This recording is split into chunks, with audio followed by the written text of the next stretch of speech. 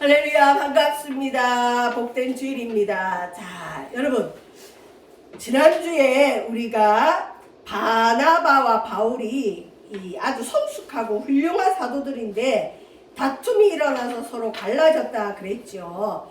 자, 오늘 우리가 본문은 사도행전 이제 15장이 끝나고 16장으로 들어가는데 1절부터 10절 말씀으로 우리의 계획과 주님의 꿈이 충돌할 때라는 제목으로 한번 은혜를 나누기를 원합니다. 자, 하나님이 계신 것이 믿어져야 오늘 설교가 가능해요. 우리가 이런 게 있죠.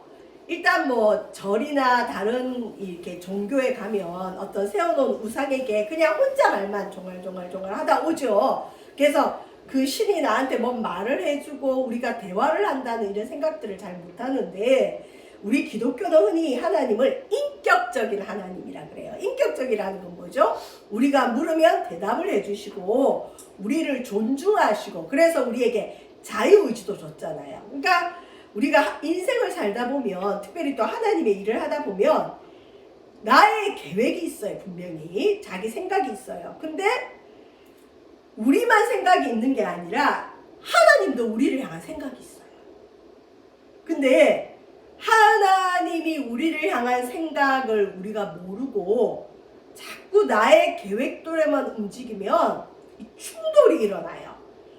하나님과 우리가 자꾸 충돌을 하면 무슨 일이 일어나느냐, 환경에서, 삶 속에서 문제가 자꾸 발생하고 장애들이 일어나고 일이 꼬여요. 물론 하나님의 큰 역사에, 마귀가 역사에서 일이 꼬일 때도 있지만 하나님께서 내가 너에게 꿈이 있단다, 내가 너를 이 땅에 보낸 나의 목적이 있단다. 여러분, 우리가 흔히 사명이라 그러죠. 사명은 해도 되고 안 해도 되는 게 사명이 아니라 안 하면 안 되는 게 사명이에요. 여기 그 사업장을 운영하시는 분들 보면 진짜 사명감 가지고 일하세요. 비가 오나 눈이 오나 바람이 부나 그냥 문 여는 시간, 문 닫는 시간 일정하게 진짜 목숨 걸고 사명을 다해서 이렇게 사업장을 하시는 거 보면서 저도 참 많이 배웁니다. 뭘 하든지 사명감 가지고 하는 데는 축복이 옵니다. 자, 근데 풀아포기도, 이렇게 들판의 풀아포기도 창조주 하나님이 그냥 만들지 않았는데 우리는 인간이란 말이죠. 하나님 형상을 닮은 인간이고 하나님이 그렇게 사랑해서 자기의 하나밖에 없는 아들을 대신 죽여가면서까지 우리를 살렸는데 우리를 향한 하나님 꿈이 없을까요? 있어요. 이게 이제 교회를 다니다 보면 깨닫기도 하고 기도하다 보면 깨닫고 말씀 듣다 보면 깨닫는데, 근데 문제는 주님의 꿈 같은 건 나하고 상관없고요. 나는 이런 삶을 살래요. 그러면 우리 인생이 고달파져요. 오늘 이런 고달픔을 만난 주인공이 나오는데 우리 바울과 바울의 동력자들입니다. 자, 1절 보시면, 자, 이제 바울이 바나바와 헤어지고 바울이 더베와 루스드라에도 이름에, 여러분 루스드라 하면 우리 혹시 그거 기억나나요? 나면서부터 안전뱅이가 바울의 말로 일어났잖아요. 그래서 사람들이 바나바는 제우스다, 바울은 험해다 그러면서 막 숭배하려고 했을 때 바울이 안 된다, 이건 우상 숭배다. 그래서 바울이 거기서 돌을 맞았죠. 자, 그 루스드라, 바울이 안전뱅이를 일으켰는데도 그 사람들이 숭배하는 숭배를 안 받아주니까 바울을 죽이려고 온 유대인들과 합세해서 루스드라 사람들이 바울에게 돌을 던져서 거의 죽은 지경이 됐는데, 그래서 이 죽은 바울을 성 바깥에 버렸는데 바울이 일어났어요. 벌떡 일어났다 우리 배웠죠. 그리고는 다시 루스드라 성에 들어갔다가 떠났는데 이때 바울의 소문이 많이 났을 거예요. 야, 저 사람 안전뱅이도 일으키고 자기들이 원하는 어떤 우상 숭배에 가담하지 않으니까 돌에 맞아 죽었는데도 저 사람 일어났어. 몸에 상처 하나 없이 일어나서 다시 선교여행 가더라. 이때 이런 바울의 모습을 통해서 예수님의 제자가 된 사람이 있어요. 누구냐? 디모데. 여기 나오죠.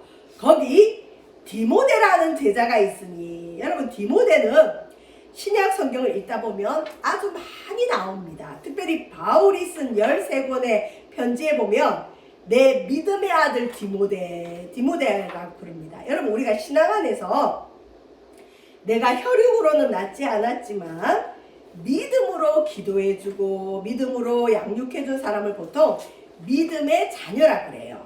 이 디모데는 바울의 믿음의 아들입니다. 근데 이 디모데가 그런 안전뱅이를 일으키고 돌에 맞아도 뻘떡뻘떡 일어나는 이 바울을 보고 바울이 전하는 예수님을 받아들인 것 같아요. 그래서 디모데가 이 예수님의 제자가 됐어요. 근데 이 디모데 가문이 어떤 가문이냐? 그 어머니는 하나님을 믿는 유태인이에요. 유대 여자요. 아버지는 이방신을 섬기는 헬라인입니다. 그래서 디모데는 어떻게 보면 이중 언어, 유대인들이 쓰는 히브리어도 쓰고 아버지가 쓰는 헬라 언어도 쓰면서 이 이중 언어가 가능한 혼혈아예요. 혼혈아. 그러니까 여기도 붙을 수 있고 저기도 붙을 수 있는 아주 그 선교하기에는 좋은 조건을 가지고 있어요. 자, 근데 디모데 2절 보시면 디모데는 루스드라와 자기 고향 루스드라와 또 루스드라 근방에 있는 이고니온에 있는 믿음의 형제들에게 칭찬받는 자다. 그러니까 디모데는 아주 평판이 좋은 청년이었어요. 평판이 아주 좋은 사람이었어요. 여러분 우리가 흔히 이런 얘기를 듣습니다. 평판은 제2의 인격이다. 여러분 사실 바울은 평판이 좋았을까요? 좋지 않았을까요? 안 좋았어요. 바나바하고도 싸웠죠. 또 마가 요한처럼 유약한 자 품지도 못하죠. 그 다음에 키도 작고 못생겼다 그래요.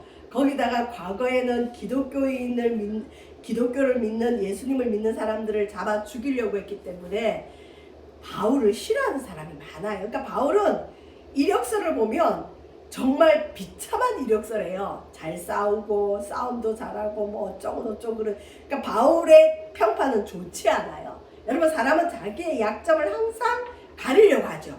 저는 이게 바울이 자기의 약점이라고 생각하진 않았겠지만 어쨌든 자기는 그다지 칭찬받는 사람은 아니고 평판은 안 좋지만 이 당시에 이 근방에서 믿는 사람들에게 평판이 좋은 디모데에게 끌렸던 것 같아요. 디모데는 또 바나바하고 좀 비슷한 아주 성품이 좋은 그런 믿음의 아들이었어요. 자, 근데 이제 디모데가 바울에게 선택을 받습니다. 여기 보시면 3절에 바울이 디모데를 데리고 이렇게 바울에게 선택받으면 자기 가족, 자기 고향 떠나서 바울처럼 정처 없이 선교 여행을 다녀야 돼요. 마가 요한은 그게 힘들어서 도망을 갔잖아요. 자, 근데 바울이 이제 디모데에게 묻고 어쨌든 디모데를 자기 제자로 삼고 데리고 가려고 합니다. 그런데 여기 보시면 그 지역에 있는 유대인으로 말미암아 그를 데려다가 할례를 행하니 이는 그 사람들이 그의 아버지는 헬라인인 줄 다 알미러라. 유대인들은 사내 아이가 태어나면 8일 만에 할례를 합니다. 그게 유대인의 표예요. 하나님 백성이라는 표인데 디모데의 아버지가 헬라인이니까 당연히 디모데는 할례 같은 거 안 했죠. 그러니까 디모데는 유대인이라고 보기는 힘들었어요. 근데 여러분 우리가 사도행전 15장에서 살펴본 것처럼 예루살렘 회의에서 이방에 속한 사람들, 외국인들은 할례 안 행해도 된다고 결정을 했어요. 그러면 디모데도 할례 안 해도 돼요. 그런데 바울이 굳이 디모데를 할례를 행하게 해서 데리고 다녀요. 왜 그럴까요? 전도할 때, 선교할 때 유대인들 중심으로 바울이 이때까지는 선교를 많이 했거든요. 그러면 디모데하고 같이 다닐 때 그 유대인들이 볼 때 디모데가 혼혈하고 그 어머니는 유대인이지만 아버지는 이방인 헬라인이라는 걸 아니까 유대인들이 디모데로 인해서 바울을 핍박하고 디모데를 핍박하고 바울이 전한 예수님을 안 믿을까봐 유대인들의 마음을 얻으려고 굳이 디모데에게 할례를 행합니다. 그러니까 선교할 때 시비거리를 없애려고 한 거죠. 이걸 볼 때 우리 바울은 항상 복음 전할 때 이방인에게는 이방인처럼 대하고 유대인에게는 유대인처럼 대했어요. 왜? 그들을 얻기 위해서, 그들에게 예수님을 전해서 하나님 사람 만들려고 많이 양보하는 거죠. 자, 4절에 보시면 이제 바울이 자기가 1차 선교 여행 때 다녔던 성으로 다녀가면서 예루살렘에 있는 사도와 장로들이 작정한 규례를 그들에게 주어 지키게 하니, 여기서 예루살렘에 있는 사도와 장로들이 작정한 규례가 뭐죠? 4가지 있었죠. 할례 굳이 안 행해도 되고 구약의 율법 안 행해도 되고, 첫 번째 우상의 더러운 거 먹지 말고, 그 다음에 음행을 멀리하고 피를 멀리하고 목매어 죽은 짐승들을 먹지 마라. 요 4가지만 지켜라. 왜 이게 필요하다 그랬죠? 유대교를 믿다가 기독교인이 된 교사들 중에 돌아다니면서 야, 너네 예수만 믿으면 안 돼. 너네도 할례를 행하고 구약의 율법 다 지켜야 구원을 얻는다. 그러니까 예루살렘 교회가 기독교의 입장을 딱 정리했어요. 4가지만 해라. 첫 번째, 우상에게 바쳐진 음식 먹지 마라. 음행을 멀리해라. 피를 멀리해라. 목매어 죽은 짐승들의 그 고기를 먹지 마라. 요 4가지만 지켜서 영혼의 깨끗함을 유지해라. 그걸 이제 바울이 알려주는 거예요. 자기가 복음 전한 교회들을 다니면서. 그랬더니 이 교회들이 자유롭잖아요. 유대인 교사들이 와서 너네 할례 행해야 된다. 너네도 율법 안 지키면 너희들 믿음이 없어. 또 너희들도 구원 못 받아. 이런 어려움이 있었는데 바울이 예루살렘에서 받은 편지를 가지고 신라 예루살렘에서 온 신라와 디모데를 데리고 다니면서 그걸 알려주니까 무슨 일이 벌어졌느냐. 5절에 이에 여러 교회가, 바울이 세운 여러 교회, 바울이 복음을 전해서 세워진 믿음의 사람들의 믿음이 더 굳건해지고 그 수가 날마다 늘어갔다. 아, 예수 믿는 거 어렵지 않구나. 굳이 할례 행하지 않아도 되구나. 율법하고 상관없이 지내도 되구나. 요 4가지만 지키면 되구나. 그러니까 사람들이 자기가 믿는 믿음을 더 굳건히 가지고 오직 예수님으로 인해 구원받는 거구나. 그러면서 전도가 되어지면서 수가 늘어났대요. 어떻게 보면 예루살렘 공의회의 이 규례, 이 규칙이 교회가 부흥되는데 울타리 역할을 해줬어요. 일이 잘 되어갔어요. 바울이 복음을 전한 지역이 지금 터키 있는 거기라 그랬죠. 거기를 우리 아시아 말고 소아시아라 그래요. 그 소아시아 지역인데 바울은 계속 거기를 다니기를 원했습니다. 자, 또 일도 잘 됐어요. 교회가 붕괴입니다. 그런데 6절에 한번 보세요. 6절. 재밌는 표현이 나옵니다. 성령이 사도행전을 흔히 성령행전이라 그래요. 성령의 역사가 직접 많이 나타나는데 성부, 성자, 성령, 하나님의 영이신 성령이 바울에게 아시아에서 말씀을 전하지 못하게 하시거늘. 이 아시아는 어디냐? 바울이 1차 선교 여행에서 복음 전한 지역과 또 에베소 요 지역, 바울이 가고 싶은 그 아시아에서 성령님이 말씀을 못 전하게 하는 거예요. 예를 들면 그 바울이 가는 데마다 회당에 들어가서 유대인들을 모아놓고 복음을 전하는데, 저처럼 오늘 이렇게 말씀 전하려고 섰는데 성령님이 방해해서 말을 못하는 거예요. 말을. 내가 뭐가 문제가 있나? 어떤 형태로 방해를 했는지 모르지만 결론은 뭐냐? 하나님이 바울이 이 지역에서 복음 전하는 걸 못하게 하는 거예요. 그러면 빨리 깨닫고 바울이 기도를 했으면 좋은데 이거 뭔가 아닐 거야. 그리고 어떻게 했죠? 6절에 보면 그들이 그 선교팀이 부르기아와 갈라디아 땅으로 다녀가 방황하는 거예요. 하나님이 아시아 지역에서 말씀을 못 전하게 하는데도 깨닫지 못하니까 계속 아시아 지역을 돌아다니는 거예요. 이 부르기아와 갈라디아도 아시아 지역이에요. 여기서 말씀 못 전하게 하나님이 역사하는데 여러분 이해가 안 가잖아요. 아니 복음을 전하고 말씀을 전하는 건 하나님이 좋아하는 일인데 에이 설마 하나님이 지역을 차별할까? 설마 이 아시아에서 말씀 못 전하게 하는 걸까? 아닐 거야. 이건 우리가 그냥 일시적인 현상일 거야. 그리고는 여전히 아시아 지역으로 막 다니는 거예요. 방황하면서 다녀요. 먼 거리를. 그다음에 7절에 보면 무시아 앞에 이르러, 무시아는 어떤 항구 쪽인데 무시아에서 또 아시아 그 위쪽에 있는 아시아 쪽 비두니아로 가고자 애썼어요. 그러니까 여전히 아시아를 못 벗어나고 있는데 여기서는 성령이라 표현하지 않고 성령의 또 다른 이름이 여러분 예수님의 영이에요. 예수의 영이 허락하지 아니하시는지라. 여러분 성령은 예수님을 증거하는 영입니다. 성령이 나타나서 병을 고치고 무슨 일을 해도 그 성령의 역사로 예수님이 증거되지 않으면 가짜예요. 그러니까 성령 받으면 예수가 그리스도라는 게 믿어지는데 여기 보면 바울이 계속 열심히 자기가 복음 전하려고 하는데 이제는 예수님의 영이 바울을 금합니다. 복음 전하는 걸 허락 안 해요. 여러분 하나님이 우리에게 허락 안 하시면 할 수 있는 게 없어요.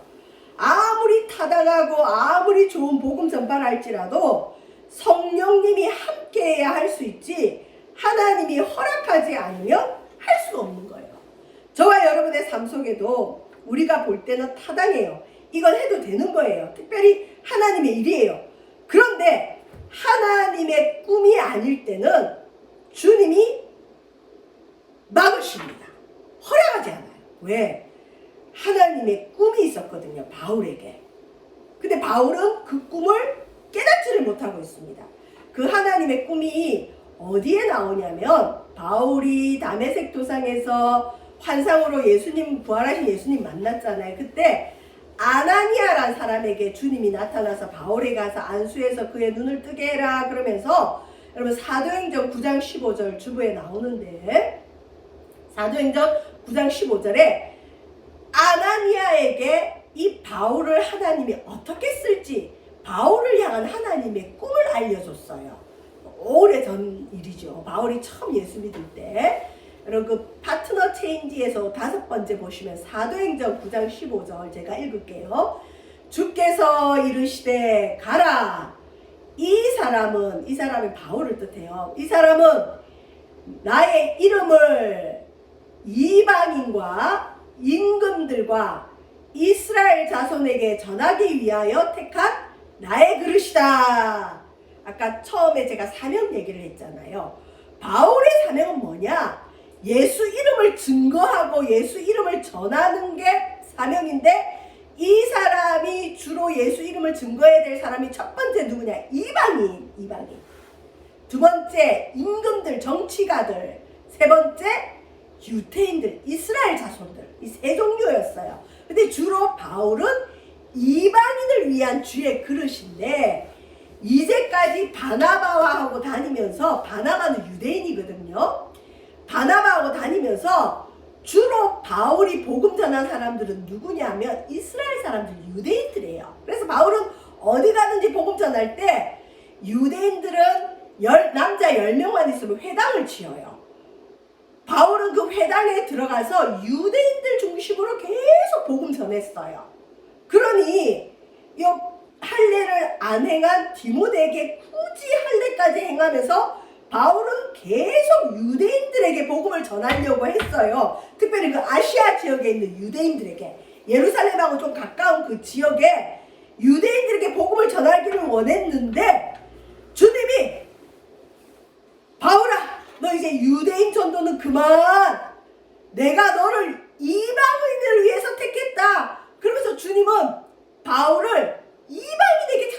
얻으려고 하는데 바울이 그걸 못 깨달아요. 자, 하나님이 답답했을 텐데도 바울을 오래 기다려 주십니다.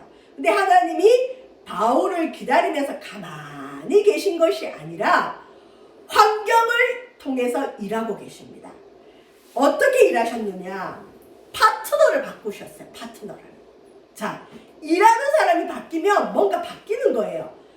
바나바와 바울이 함께 있을 때는 바나바는 유대인이었어요. 근데 바울은 유대인이면서 로마 시민권을 가진 자예요. 지금은 아니지만 과거에 우리가 미국 시민권 얻으려고 돈을 많이 들이는 분들을 봤어요. 미국 시민권이 있으면 혜택 받는 게 많다고 해요. 옛날에는 그랬어요.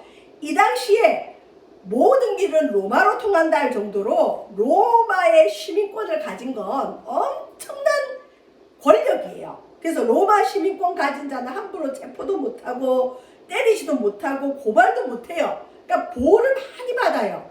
근데 바울이 로마 시민권자예요. 근데 바나바는 로마 시민권자가 아니에요. 그러니까 하나님께서 바울을 로마가 통치하는 그 로마 시민권이 있어야 복음이 전하고 보호를 받을 수 있는 이방 땅으로 하나님은 보내고 싶어서 바울은 이미 히브리어도 잘했지만 이방인들이 쓰는 로마 언어도 잘하고 헬라 언어도 잘하고 이 사람은 너무 똑똑한 사람이에요. 그러니까 바울은 어디 데려다도 괜찮아요. 거기다 로마 시민권자인데 바나바는 로마 시민권자가 아니에요. 그러면 바울과 바나바를 붙여놓으면 로마 시민권이 있어야 돼서 보호를 받는 그 지역에서 바나바는 보호를 못 받아요. 바울이 이방 선교를 못해요. 그래서 하나님이 바나바와 바울을 다투는 걸 물론 다투지 않고 하나님 뜻을 깨달았으면 좋은데 다투게 해서라도 헤어지게 만들었어요. 그 다음에 누구를 붙여주셨느냐? 바울의 파트너로 신라라는 사람을 붙여줬는데 요 뒤에 16장 뒤에 보면 아시겠지만 이 신라는 유대인이면서 바울하고 똑같이 이 사람도 로마 시민권이 있는 사람인 거예요. 그러니까 하나님은 바울에게 준비를 시켰어요. 너 이때까지 네가 의지했던 바나바랑 헤어졌어. 그리고 신라를 다시 붙여줬는데 왜 신라를 주셨을까 생각을 해야 되는데 바울은 그런 생각하지 않고 그냥 오로지 유대인들 중심으로 계속 복음 전하려고 디모데에게 할례까지 행했죠. 자, 그런데 이 디모데는 또 어떤 사람이냐? 유대인이면서 동시에 혼혈아예요. 이 사람은 헬라 언어가 이중 언어가 가능한 사람이에요. 디모데도. 그러니까 이 디모데도 어디 가든지 복음을 전할 수 있는 자질이 준비가 된 사람이에요. 그러니까 여러분 바울, 신라, 디모데 이 사람들은 이방 지역 특히 로마가 다스리는 지역에 가서 얼마든지 복음을 언어가 되는 사람들 복음을 전할 수 있는 준비가 된 사람들 그러니까 하나님이 이 선교팀을 리셋을 했어요. 새롭게 싹 만들었어요. 근데 바울은 못 깨달아요. 그러니까 바울은 자꾸 아시아에 계속 전에 했던 것처럼 우리는 익숙한 게 좋거든요. 그러니까 전에 잘 됐으니까 그리고 지금도 교회가 부흥하니까 잘 될 때 조심해야 돼요. 잘 된다고 다 하나님 뜻은 아니에요. 여기 잘 되고 있지만 하나님이 길을 자꾸 트셔요. 여기 잘 된다고 좋다고 있는 것이 아니라 너는 새로운 사역을 해야 된다 그리고 트시는 거예요. 자, 8절에 보시면 무시아를 지나 드로아로 내려갔는데 그러니까 우리가 지도를 안 봐서 그렇지 지도를 가만히 나중에 보시면 바울이 이 아시아 지역을 못 벗어나고 그냥 있는 대로 애를 쓰는 거예요. 어떻게든 이 아시아에서 자리 좀 잡아보려. 근데 하나님이 막으시는 거예요. 9절에 보면 그러면 바울과 바울팀을 향한 하나의 꿈이 뭐냐? 바울의 계획은 유대인들 아시아 지역에 있는 유대인들에게 복음 전하는 게 바울의 계획이었지만 주님의 꿈은 유럽에 복음 전하는 게 주님의 계획과 꿈이었어요. 충돌이 일어난 거죠. 자, 바울이 이렇게 힘 다 빠지고 난 뒤에 하나님은 언제까지 기다리느냐? 우리 힘이 빠질 때까지 기다려요. 말을 해도 못 알아들을 때는 가만히 지켜보면서 힘 빠질 때까지 기다렸다가 힘 다 빠질 때 한마디 딱 해주시면 바로 알아듣죠. 왜? 자기가 해도 소용없다는 걸 알아야 주님의 말을 듣지. 우리 인간들은 교만해서 내가 할 수 있을 때는 끝까지 고집을 피웁니다. 여기 바울처럼. 바울은 성령님의 음성을 잘 듣는 사람임에도 불구하고 아시아 지역에 말씀 전하고 복음 전하는 게 뭐가 문제예요? 이걸 타당하잖아요. 그리고 예루살렘 공의회에 그 규례를 전하는 것도 중요한 일이에요. 그러니까 바울이 아시아 지역에 복음 전하는 건 타당성이 있었어요. 그런데 하나님이 바울에게 향한 계획은 틀리다는 거죠. 그러니까 바울은 2차 선교여행 꿈도 꾸지 않았는데 주님이 유럽 쪽으로 가게 하시면서 2차 선교 여행이 시작됩니다. 9절에 보면 이제 바울의 힘이 어느 정도 빠지고 나니까 아시아 지역을 곳곳을 돌아다니면서 복음 전하려고 애를 썼는데 열매가 없었겠죠. 밤에 바울이 기도하는데 환상이 보입니다. 우리가 흔히 기도하다 보면 환상을 볼 때도 있어요. 특별히 근데 보통 때는 말고 선교지에서는 하나님이 급하고 하나님의 직접적인 역사가 필요하기 때문에 이렇게 환상을 보여줍니다. 자, 바울에게 어떤 환상이 보이는데 마게도냐 사람, 요 보면 아시아에서 유럽으로 딱 넘어가면 제일 처음 있는 유럽이 어디냐? 마게도냐 사람이 하나가 서서 바울에게 청하여 이르되 마게도냐로 건너와서 우리를 도우라 하거늘. 어떤 사람이 손짓하면서 와서 우리 좀 도와줘 바울에게 그러는 거예요. 10절에 바울이 그 환상을 보았을 때 우리가 곧 마게도냐로 떠나기를 힘쓰니 이는 하나님이 저 사람들에게, 저 마게도냐 사람들에게 복음을 전하라고 우리를 부르신 줄로 인정함이니라. 하나님이 마게도냐로 가라고 바나바도 헤어지게 하고 이중 언어가 가능한 실라와 디모데를 주시고 아시아에서 말씀 못 전하게 하시고 예수의 영이 그렇게 막으셨구나. 여러분, 우리의 사명은 언제 발견되느냐? 어떤 일을 위해 하나님이 나를 부르신 걸 인정할 때 인정해야 됩니다. 인정해야 됩니다. 바울은 이 환상을 보고 하나님이 우리를 마게도냐로 부른다, 가자! 그리고 주님의 부르심을 따라 갑니다. 저와 여러분, 우리는 선교사도 아니고 바울처럼 복음 전하는 자도 아니지만 주님이 우리를 부르실 때 아멘 하고 주님이 일하시는 곳에 가서 일하기를 주의 이름으로 축원드립니다. 일본 선교를 하는 선교사님들을 만나보면 본인은 일본에 대한 마음도 없고 일본을 미워하고 그랬는데 한국에서 목회가 아무래도 안 되고 하나님이 길을 안 열어서 할 수 없이 선교를 알아보다가 일본으로 간대요. 근데 일본은 진짜 복음 전하기 힘들거든요. 일본의 기독교인들이 굉장히 드물어요. 근데 일본의 기독교인들은 진짜 기독교인이에요. 숫자는 많지 않지만 그 어려운 환경에서 예수님을 믿는 사람들은 진짜예요. 근데 그 일본에 가서 복음의 문이 열렸다는 선교사님들을 봤어요. 그런 거와 비슷합니다. 하나님이 우리의 계획과 주님의 계획이 충돌할 때는 바울처럼 주님이 바울 힘 빠질 때까지 기다리면서 아무것도 안 하시는 게 아니라 이렇게 파트너도 바꾸시고 환경을 통해서 길도 막으시면서 바울이 깨달을 때까지, 인격적으로 깨달을 때까지 기다리십니다. 그래서 바울은 그 하나님의 기다리심에 인격적으로 응답하죠. 뭐라고 응답하죠? 우리에게, 저 마게도냐 사람들에게 복음을 전하라고 우리를 부르신 줄 우리가 인정합니다. 하나님 인정합니다. 저와 여러분, 우리의 계획과 주님의 꿈이 충돌할 때 하나님이 우리를 부르신 그 일을 인정할 수 있는 믿음이 저와 여러분에게 있기를 바라며, 저와 여러분에게 하나님의 꿈이 이루어지는 축원드립니다. 기도하겠습니다. 하나님, 우리는 하나님의 꿈을 잘 알지 못하지만 우리 환경을 조금 돌아보면 하나님이 새롭게 리셋하고 있고 변화시키는 일들이 있습니다. 하나님의 꿈을 발견할 수 있도록 도와주셔서 우리의 계획과 하나님의 꿈이 충돌할 때 하나님이 우리의 사명으로 부르신 줄 인정하는 믿음이 있게 하여 주시옵소서. 환경과 성령님이 일하시는 그 일에 민감한 반응을 할 수 있도록 깨어있게 하여 주시옵소서. 예수님 이름으로 기도합니다. 아멘.